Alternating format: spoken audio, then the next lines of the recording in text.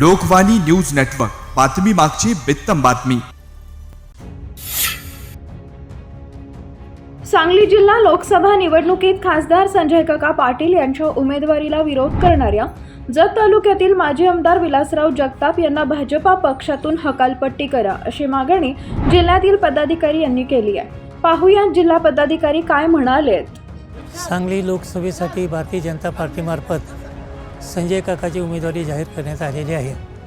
जनमताचा कौल न घेता, निरीक्षकाचा विचार न करता आणि कार्यकर्ते आणि नेतेमंडळीचा विचार न करता भारतीय जनता पार्टीने ही उमेदवारी लादली गेल्यामुळे संजय काकाच्या उमेदवारीला माझा विरोध आहे.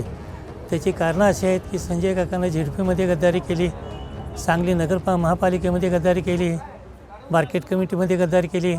एवढंच नाही तर माझ्या आमदारकीच्या वेळेलासुद्धा त्यांनी गद्दारी केल्यामुळं आणि आमचेच कार्यकर्ते फोडण्याचा प्रयत्न गेले अनेक वर्षे ते करतात. त्यामुळं आमचा त्या उमेदवाराला स्पष्ट विरोध आहे. याची पक्षाने दखल घ्यावी. त्याचप्रमाणे विरोधी पक्षामध्ये राष्ट्रवादी नेते जयंत पाटील आहेत, काँग्रेसमध्ये विश्वजित कदम आहेत. हे दोघंही उमेदवार लोकसभेच्या उमेदवाराच्या बाबतीत मूग गिळून गप्प आहेत. त्यांनी याच्यावर ठोस निर्णय घेऊन हा जिल्हा काँग्रेसचा बालेकिल्ला असतानासुद्धा ते दोघं काही बोलत नाहीत. त्यांच्या अंतर्गत संजय काकाशी सेटलमेंट आहे की काय अशा प्रकारची शंका येते. त्यामुळे त्या दोघांनी चांगला सक्षम उमेदवार उभा करावा आणि आमचा दुष्काळी फोरम विचार करून कुणाला पाठिंबा द्यायचा त्याचा निर्णय नंतर घेण्यात येईल. पक्षानं दिलेला उमेदवार त्यांना पुन्हा मान्य होईना आणि पक्षाच्या विरोधात त्यांनी बोलायला चालू केलं. खरं तर रेल्वे, ड्रायपोर्ट, नॅशनल हायवे, विमानतळ हे प्रश्न त्यांनी उपस्थित केले. मला तुम्हाला सांगायचं की ते म्हटले सांगलीच्या आपल्या रेल्वे स्टेशनला त्यांनी पत्रा तरी मारलाय का. माझं मत असं आहे की अलीकडच्या काळामध्ये जगताप साहेब रेल्वेने प्रवास करत नाहीत. त्यांना तुम्ही विनंती करा, आम्ही येतो, आपण सोबत त्यांना घेऊन सांगलीच्या रेल्वे स्टेशनला जाऊ. पत्रा नसेल तर तुम्ही मग ते पावसात भिजतायत का उन्हात तळपतायत हे तुमच्या माझ्या सगळ्यांच्या लक्षात येईल. त्याचबरोबर परवा तुम्हा सर्वांच्या साक्षीनं या देशाचे पंतप्रधान सन्माननीय नरेंद्रभाई मोदींनी जवळजवळ 23-24 कोटीचा निधी आपल्या सांगलीच्या रेल्वे स्टेशनला दिलाय. त्याचंही काम अतिशय चांगल्या पद्धतीने आता चालू होतंय. हायवेच्या बाबतीत सांगायचं झालं तर कितीतरी कामं या जत मतदारसंघातून हे हायवे गेलेले आहेत. त्याचा मी लेखाजोखा सगळे कागदपत्रे आकडेवारीनिशी आणलेली आहे. जर तुम्हाला पाहिजे असेल तर तेही मी देतो.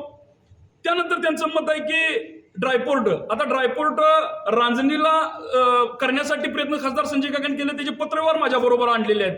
पण त्यामध्ये मला आता अशी शंका येते की हे आस्तिनीतले निखारे म्हणून ज्याचा शब्द आहे अशा पद्धतीने जगताप साहेबांसारख्या माणसांनीच मला वाटतं की तिथल्या लोकांना उठवून बसवून लोकांचा विकास होऊ नये यासाठी काही लोकांना उठवून बसवायचं, विरोध करायचा.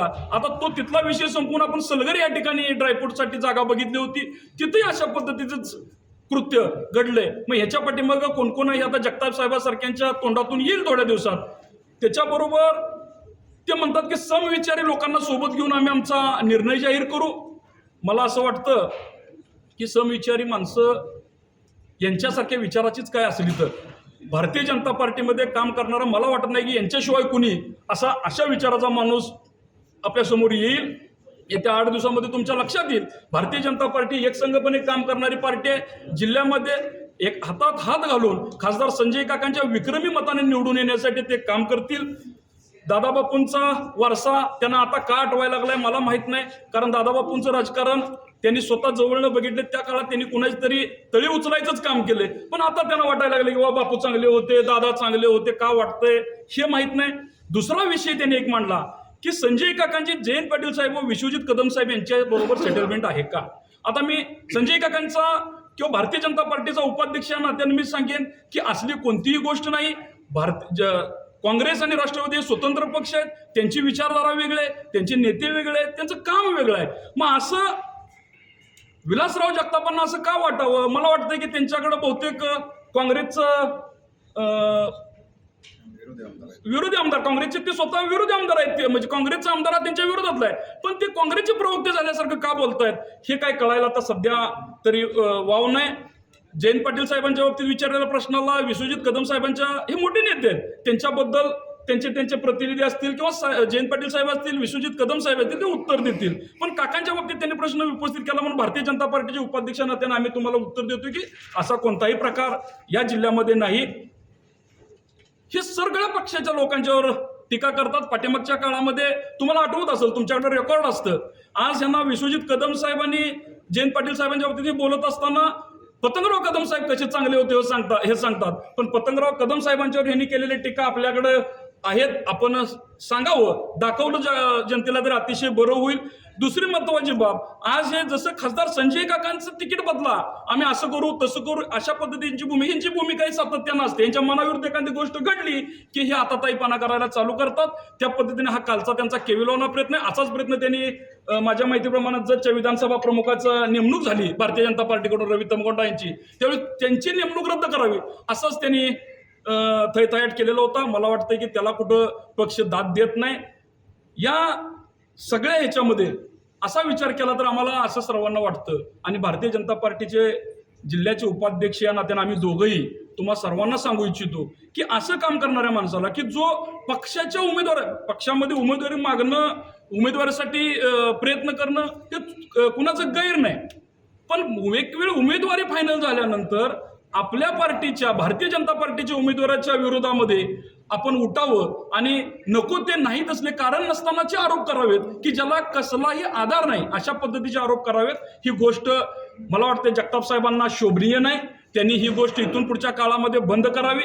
नसेल तर त्यांना इथून पुढच्या काळामध्ये आम्ही जशाच तसं उत्तर देऊच. पण आज आम्ही तुमच्या साक्षीनं सांगतोय की मी आणि अरविंद भाऊ आम्ही आमच्या लेटर पॅडवर आपल्या जिल्ह्याचे भारतीय जनता पार्टीचे अध्यक्ष सन्माननीय निशिकांत दादा आणि राज्याचे अध्यक्ष बावनकुळे साहेब यांना आम्ही यांची पक्षातून हकालपट्टी करावी. सन्माननीय विलासराव जगताप साहेबांची भारतीय जनता पार्टीतून जो माणूस मोदीजींचं 400 पारचं धोरण असताना पक्षाच्या उमेदवाराच्या विरोधात गरळ ओकतो, अशा माणसाची हकालपट्टी करावी अशा पद्धतीची आम्ही पक्षाध्यक्षांच्याकडे मागणी करणार आहे. दुसरा विषय राहतो, ते म्हणतात की संजय काकांनी पाठीमागच्या विधानसभेला 2019च्या विधानसभेला विरोधी उमेदवार म्हणजे आपले सावंत साहेबांना मदत केली. माझं तुम्हाला एक सांगणं आहे, तुम्ही आकडेवारी घेणारी माणसं आहे, की यामध्ये 2019ला काकांना जतमध्ये लीड मिळालं 46,103 मताचं, आणि त्यानंतर 6च महिन्यामध्ये जगताप साहेबांचं इलेक्शन झालं विधानसभेचं. मला वाटतं की त्यावेळेस त्यांचा पराभव 35,000 झाला. जर 35 आणि 46 ह्याचा जर विषय काढला तर जवळजवळ 80-81 हजाराचा फरक एकाच विधानसभा मतदारसंघामध्ये पडतो.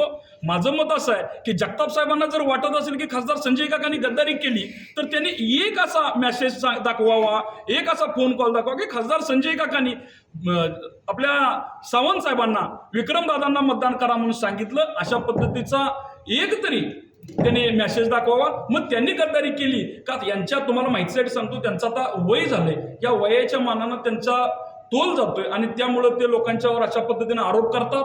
त्यांना जर भेटायला गेलं तर तुम्हाला सांगतो, तुम्ही आता तुमचे प्रतिनिधी सगळ्यांचे तालुका लेवलला आहेत, तुम्ही माहिती घ्या की संध्याकाळी 6 नंतर त्यांना भेटणाऱ्या माणसाचं काही खरं नसतं आणि दुपारी 11 वाजेपर्यंत त्यांना कुणी भेटू नये अशीच परिस्थिती त्यांची आहे. त्यामुळे त्यांच्या या केलेल्या जास्ती टीकेला आम्ही काही महत्व देत नाही.